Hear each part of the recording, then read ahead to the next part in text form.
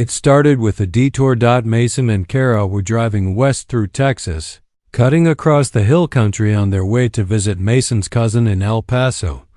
It was supposed to be a straight shot on I-10, but somewhere after Fredericksburg, Mason got an itch to take the backroads.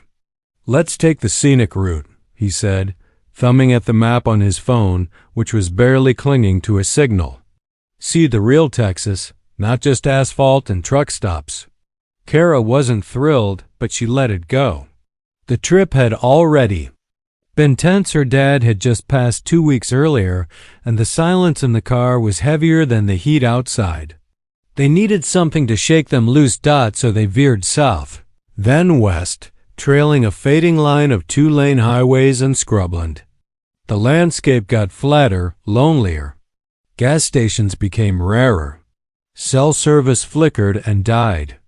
Time began to stretch. Roads were marked on the map, but many looked like they'd been forgotten decades ago. Dust clung to the windshield. Vultures circled overhead. It was early evening when they saw the sign, painted wood, cracked and sun-bleached, nailed to a leaning fence post. "Welcome to Sable, Est, 1889 to population?" The question marks were scrawled in what looked like spray paint, red or maybe brown. It was hard to tell in the failing light.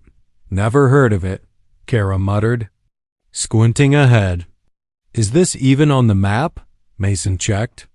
"Nope, but it looks like there's a diner up there." Sure enough, a flicker of neon blinked through the dust.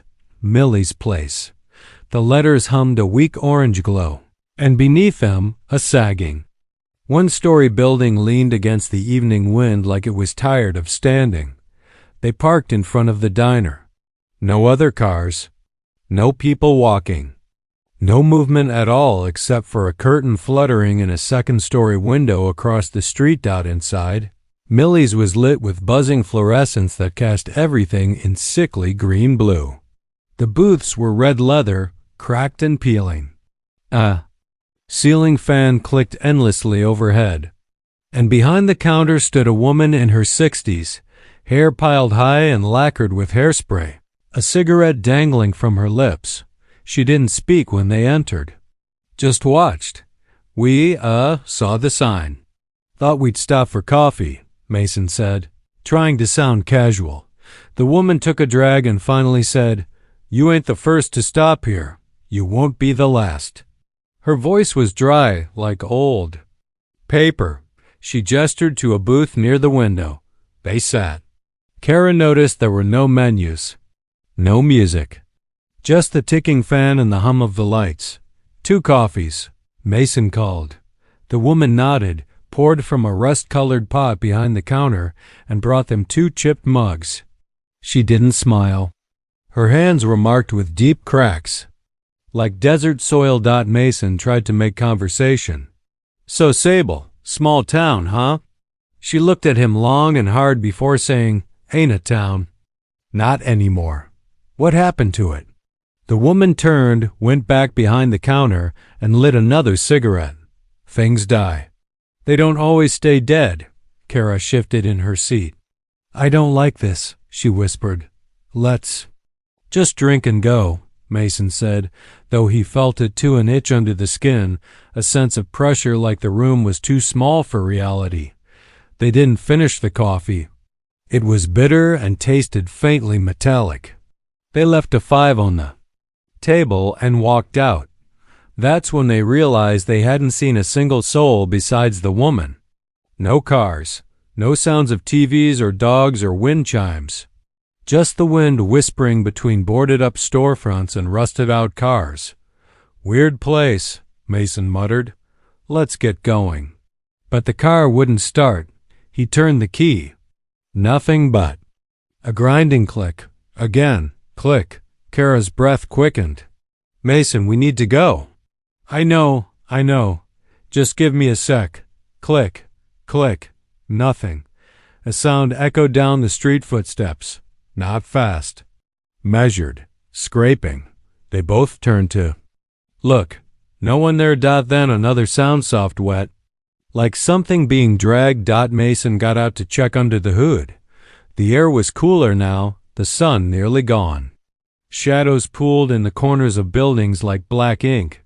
Kara rolled down her window. "Hurry, please." Mason lifted the hood, stared, then froze. "What is it?" "There's no engine," he said. She blinked. "What? There's nothing in here. Just wires and dust." Then they heard it again, closer this time. Footsteps and breathing. Deep, animalistic, like someone gasping through water. Kara screamed. Mason dropped the hood and ran around to her side. She was pointing toward the alley across the street. A figure stood there. Or not stood, hung. A man-shaped shadow floated inches above the ground, limp like a puppet, neck bent too far, mouth wide in a scream. Empty black holes where eyes should have been. Then it dropped to the ground like meat, twitched, began crawling toward them. They ran, not down the road, but between the buildings, through trash and broken fences, past shattered windows and rusted swing sets. Every turn looked the same. Every alley led to another. But the town didn't end. No matter which way they turned. The buildings kept going. Post office, hardware store, barber shop, all empty, all decayed, but never ending. Sable was stretching, growing. It wasn't a town anymore. It was a trap. They stopped behind what had once been a movie theater. Mason was gasping, eyes wide. "This isn't possible." We were on a 2-lane road. This place wasn't even on the map. Kara leaned against the wall, trying not to cry. "I saw something back there, behind the windows, watching." They heard laughter then. Soft, childlike, but wrong. Warped shapes moved in the dark, people-shaped, but thin and twitching, like their limbs bent wrong. One of them darted into the light and then back into shadow. It was the woman from the diner, but she had no eyes.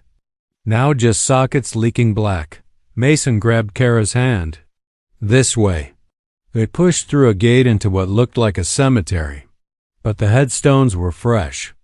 Every one of them had a name, his name, Kara's name, the date of today. Some were still blank, like the earth was waiting. Kara stumbled.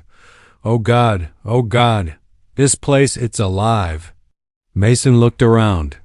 "We need to destroy something. A building, anything. Maybe that'll break it." They found the gas station they passed earlier. Inside, everything was covered in dust and spiderwebs. But in the back, they found a canister of kerosene and a box of matches. Mason soaked the place. Kara lit the match. The flames caught quickly. The building screamed, not crackling wood, actual screaming. Human voices shrieking in pain, in rage. The fire spread unnaturally fast, jumping from structure to structure like it was feeding. Then the ground began to shake. Cracks split the road. Black smoke poured from the dirt, smelling like burnt hair and sulfur. The shadows screamed louder. The woman from the diner, now twisted and skeletal, reached for them, but her body cracked apart, turned to ash. The fire consumed Sable like it had waited years for a reason to die. Mason and Kara ran away from the fire, away from the screams, until suddenly they were on the road again, just a narrow stretch of highway under stars. The car sat where they'd left it, only now the engine was intact. No sign of the diner, no sign of the town, just flat desert stretching forever. They drove in silence. 10 miles later, they saw another sign planted by the side of the road. "You are now leaving Sable. Come back." Soon. Kara reached out and touched Mason's arm. "It's not on the map because it doesn't want to be." He didn't reply. The gas gauge, he noticed, was still empty. But they kept driving.